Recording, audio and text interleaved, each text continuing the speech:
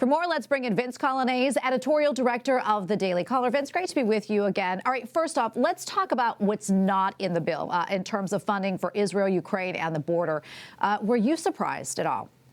I'm not surprised that it didn't include any sort of additional funding because, look, this is Speaker Mike Johnson, brand new to the job. He's basically asking his rightward flank, the most conservative members of the House, the people who are actually concerned about cutting some spending for the benefit of the American people, he's just asking for their patience. He's saying, look, I want to negotiate a spending deal, a broad spending deal for the whole government. But we need a little bit more time. We can't have this. It was coming up later this month. And this week, the funding was going to run out. So he said, just give me until a little bit in January. We're going to extend some of this to January. We're going to extend some of it to February.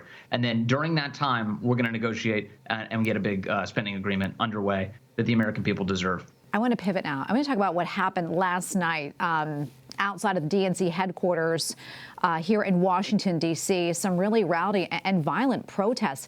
What more do you know about this? And also, what is the signal for Democrats?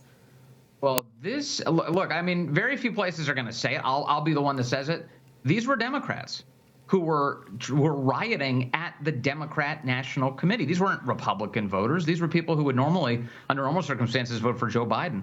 And so there they were last night, rioting outside the DNC. They had locked arms and tried to blockade the whole door, the access points to the building itself. D.C. police rightly decided that, hey, you can't do that. We got to break that up. So they tried to pull it apart, and it ended up with a lot of violence as the riot really exploded. And I think what it tells us is that there's a dramatic amount of infighting within the Democrat Party that includes a whole host of radical forces who are very much against Israel and refuse to believe that Israel could in any way be a victim of the terror attack we saw on October 7th.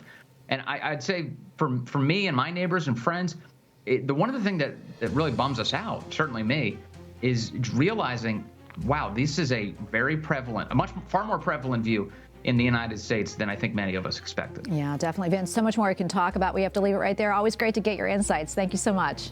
Thanks, Tracy.